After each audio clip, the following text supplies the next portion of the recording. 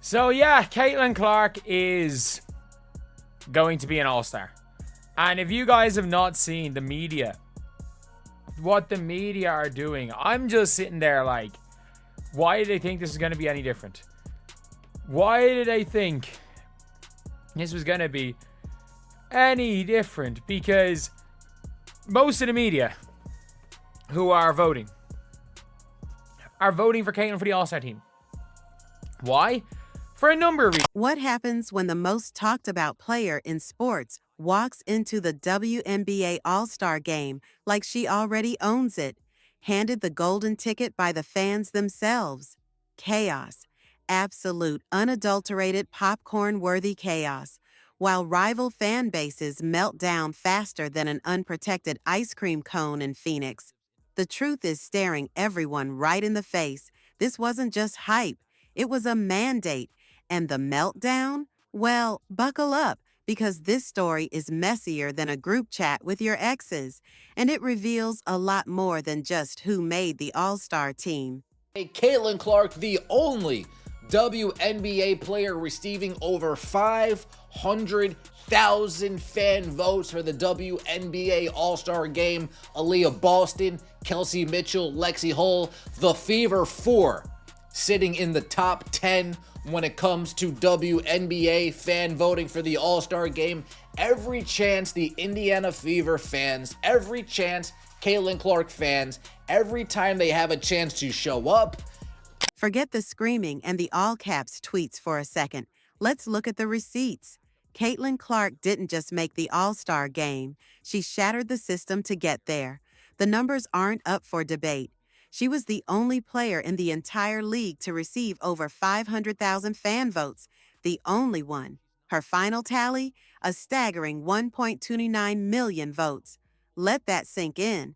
Just 2 years prior, the entire league, all the top 30 vote-getters combined, barely scraped past 1.17 million total votes. A single rookie, in her first year, outvoted the entire league's collective popularity from a recent season. This wasn't a close call. This wasn't squeaking by on name recognition. This was the fans speaking in a deafening roar, pointing directly at one player and saying, "We want her."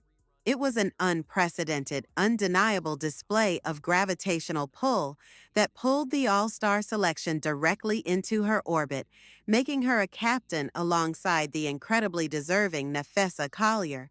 But despite this tidal wave of support, the argument began.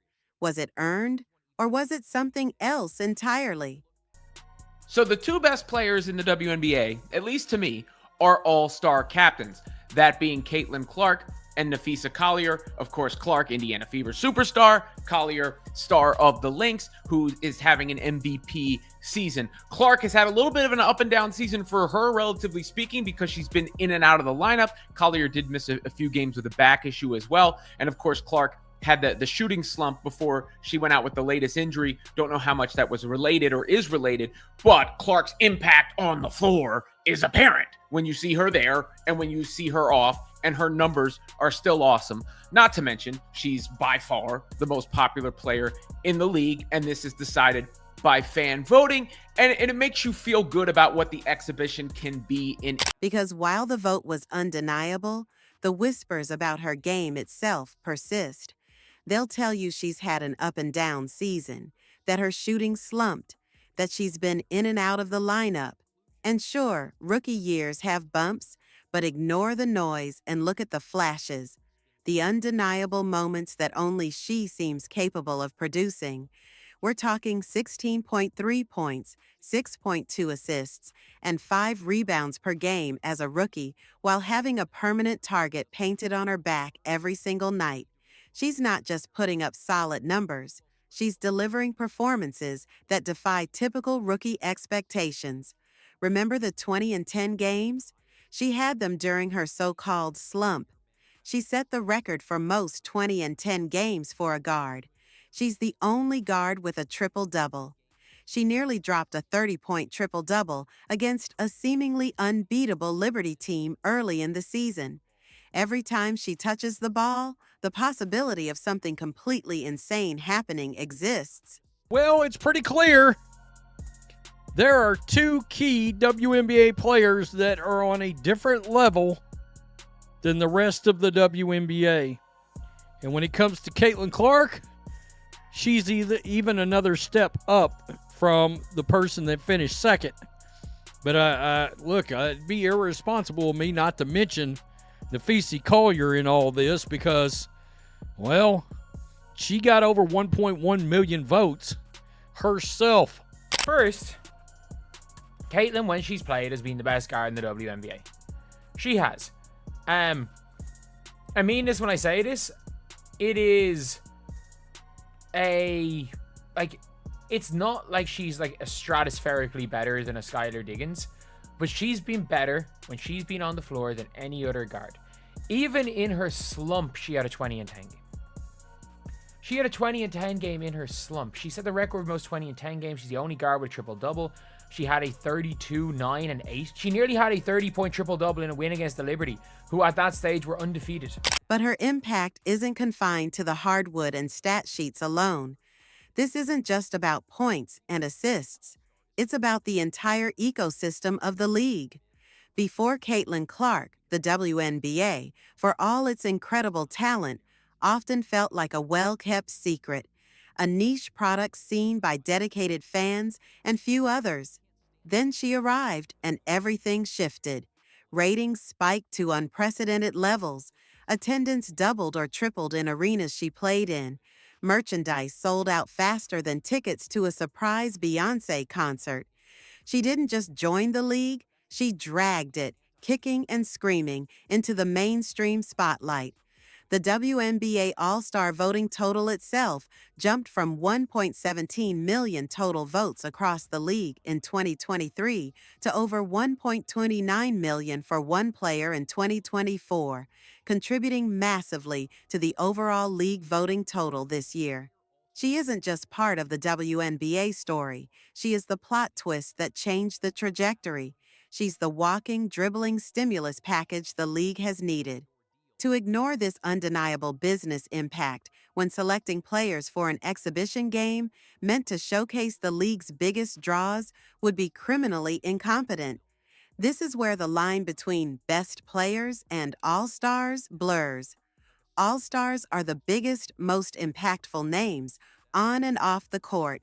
Caitlin Clark proves once again nobody really started to care about the WNBA until she started playing. In 2023, in the WNBA All-Star voting, they got a total of 1.17 million votes, just a year before Caitlin Clark joined the league. 2 years later, 1.29 million votes as a single player. Well, what do you know? What do you know?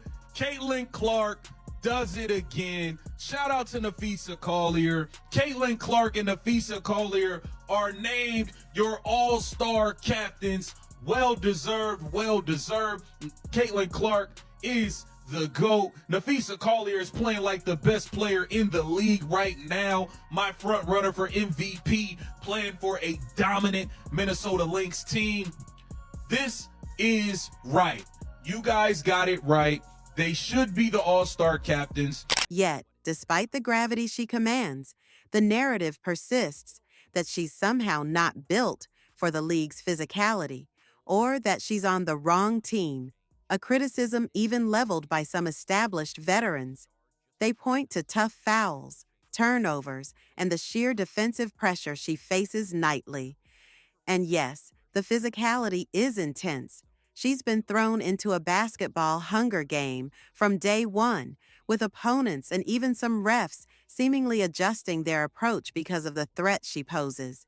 Teammates are learning her tendencies on the fly, and she's double-teamed by default. This isn't a typical rookie experience. It's an accelerated course in survival. But to use this as a reason she's not an all-star is perverse. The fact that she navigates this gauntlet, adapts, and still produces the flashes of brilliance, the game-changing moments, despite the amplified difficulty, is a testament to her all-star mettle. It's not a weakness, It's part of the intense, compelling drama she brings. Those who say she has the wrong skill set are watching a different sport than the one where she bends defenses and creates offense with her unique vision and range. We're healthy, by the way, and there was no slumping Sabrina Ionescu. Like, Sabrina Ionescu had 32 or 34, and they still managed to win from Caitlin Clark. It is genuinely an unquestionable one that Caitlin Clark has been top 4 guards. And I think, it's unquestionable when she's played that it's top 4 guard. I think if you wanted to not vote her in, if 50% of the media people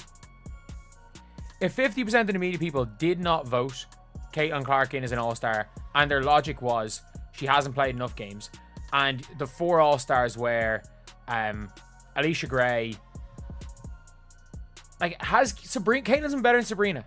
And what about the stories we don't always hear?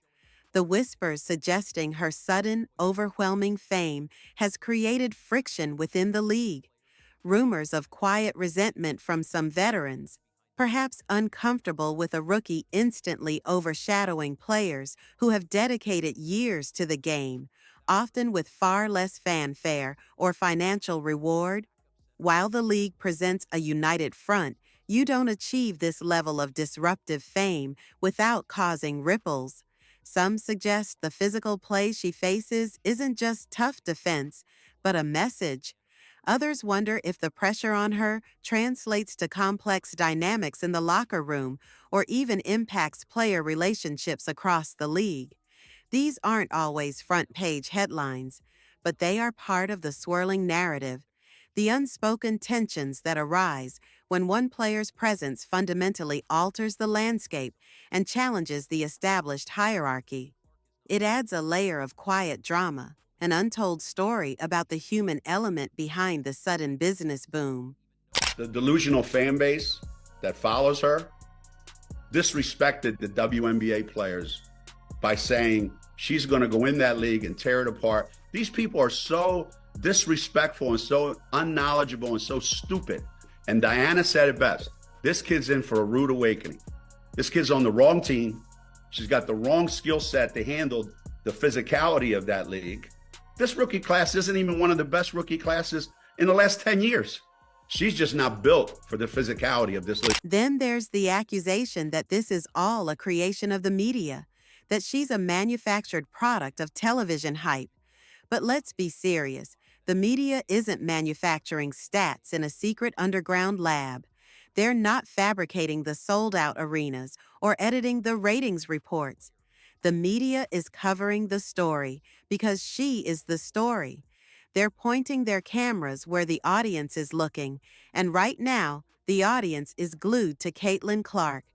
To say it's just media bias is a convenient way to dismiss an inconvenient truth.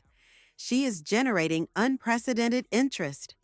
The media isn't out here pulling strings for a shady backdoor deal involving mysterious briefcases. They're simply following the numbers, the buzz, the undeniable event that surrounds her every move.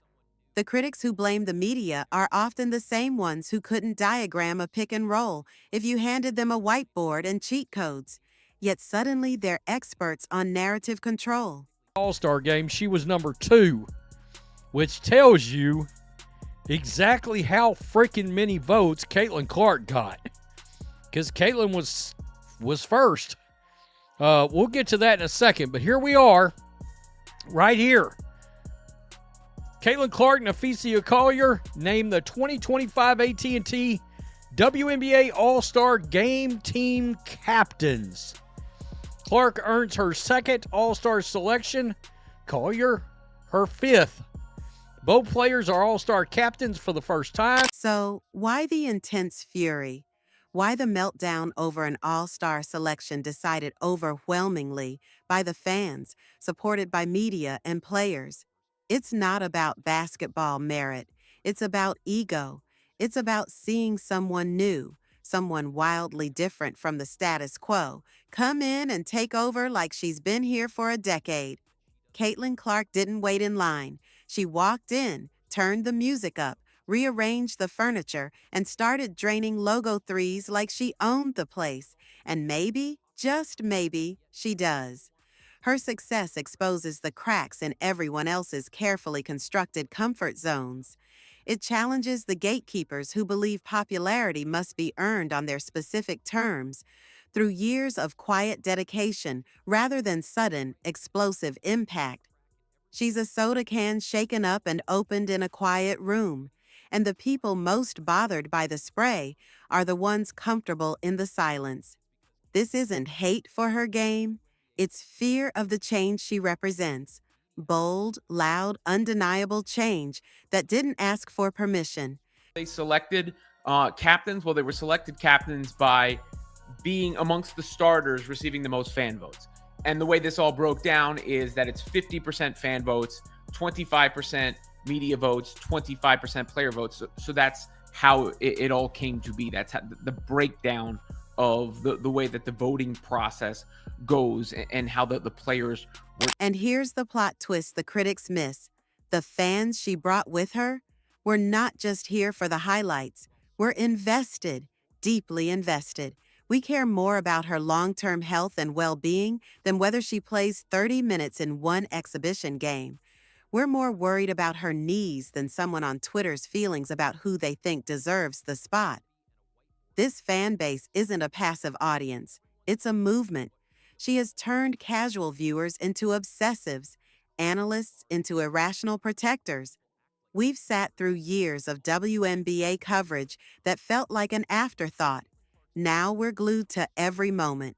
Take her away or risk her health to appease a vocal minority, and you risk alienating the very audience that has revitalized the league. We're not just fans. We're the drawbridge, the marketing department, the brand managers, and we're loud. It's truly always something with the WNBA. So the first returns on All-Star voting recently came back. And of course, Caitlin Clark was ranked number 1 with the most votes, Nafisa Collier number 2, Aaliyah Boston number 3, Asia Wilson number 4, and Stewie number 5. No problems with any of those. But I do have a problem with the All-Star voting. So for those that don't know, fan votes make up 50% of the All-Star votes. And 4 Fever players are in the top 10 for All-Star voting. Fucking ridiculous. In the end, Caitlin Clark didn't just earn her spot in the All-Star game. She redefined what an All-Star looks like in the modern sports landscape. It's not just stats, not just highlight reels from years past, but influence, impact, and a fearless sense of purpose that captivates millions. She's not just part of the WNBA story. She is the main character in its most compelling chapter yet. She is the franchise. She is the face. She is the reason many people even know the WNBA exists right now. And if you're still not convinced she belongs, don't worry. She'll see you at the All-Star game, and she might just hit a logo 3 right in your favorite player's face just to remind you who brought the party. This wasn't about tradition. It was about trajectory. And her trajectory is straight to the top, pulling the entire league with her, whether the critics like it or not. 1.29 million All-Star votes this year. For reference, the top 30 vote getters for the 2023 All-Star Game received 1.17 million All-Star votes combined. She outdid the whole 2023 vote getters combined. And y'all are saying it's because of who too? Are y'all crazy? Are y'all crazy? This is not a needle mover. This is the needle. This is not the icing on the cake. Caitlin Clark is the whole cake. Yeah.